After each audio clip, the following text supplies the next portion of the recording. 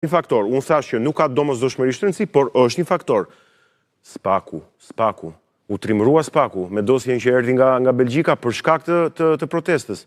Ja dhe një faktor tjetër që mund të ndikoj. Në ndërkombëtarët, ambasadat, çështja e integrimit, një tërësi faktorësh mund të çojnë dhe unë personalisht kam besimin që po të kombinohen në momentin e duhur, në kohën e duhur dhe me faktorët e duhur, mund të çojnë në rrëzimin e Ramës. Kaq është kjo. Romeo, pyetje e fundit për këtë temë, se do kalojmë pastaj tek Sheri në gjyqin e Metës. Me 2 minuta, si e parashikoni ju zhvillimin politik brenda le themi fundit kësaj vere dhe fillimit të vjeshtës? Unë mendoj që duhet të ishte një artikulim tjetër dhe për këtë uroj që se protesta do marrim mësimet e veta. Një njeri që te kalon vetën gjithmonë përparon, ecën. Është ajo protest në të vërtet ka delegjitimuar pushtetin. Ka rënë parlamentit. Ta marrë. Dhe faktori ndërkombëtar e kupton dhe në Shqipëri është kjo që po them në mënyrë absolute që është kështu. Në momentin që ti ruan stabilitetin në Shqipëri, ata thonë dakord, bashkëpunojmë me ty. Në momentin që jemi këtë pikë, ata po shohin kush është faktori me cilin do negociojnë. Prandaj ata njerëzit e protestat duhet të piqen, duhet dalin nga egoizmi personal i vogël. Nuk e dini mbasi do shkonte këtu kjo protestë, po duhet të ngrihen në nivelin e misionit që kërkon vendi.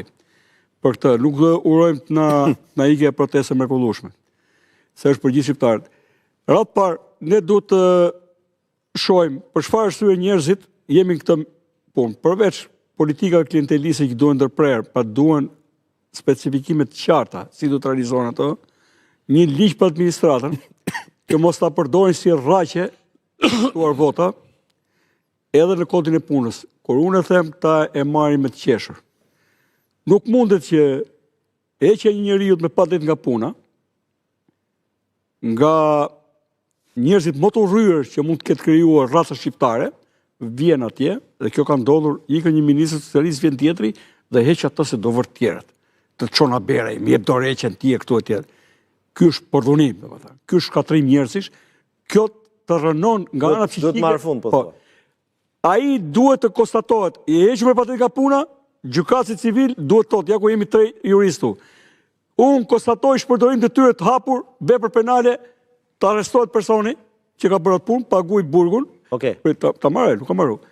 Ato paga që jepen nga buxheti i shtetit, ti paguaj ai zullapin dyrë atje, se s'ka marrë votën për shkatruar. Ai që bën shkarkimin. Edhe të paguaj dhe dëmin jo material që mund të shkoj, e do ta shohësh ti, do të shkojnë njerëzit mbas partive se dua unë e kam unë shtetin këtu për vendin e punës 1 dhe pastaj politika klienteliste 2, e dyta ne kemi folur për dekriminalizim policisë, dekriminalizim total.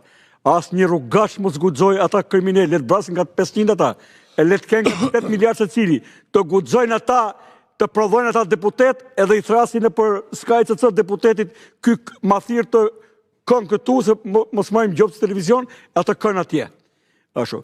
Pra, këto janë gjëra që duhen zgjidhen, plotësisht ka përpeng sistemi, edhe dalim ke ajo pika 2 kushtetues që zgjedhë lirat të ndershme. Kur të jenë edhe të krijojmë një Shqipëri me të gjitha e shanseve të barabarta për gjithë shqiptarët. Asnjë shqiptar mos jetë diskriminuar. Faleminderit Romeo, kjo ka qenë pjesë e parë e misionit, ndërkohë duket se protesta do të marrë një tjetër pamje. Këto janë pamjet live nga kryeministria, është krijuar një rreth i disa protestuesve që me sa duket do jenë ata që do ta mbajnë të gjallë, ndërsa ka rënë ndjeshëm masiviteti, duket se do të marrë një formë tjetër në ditët në vazhdim.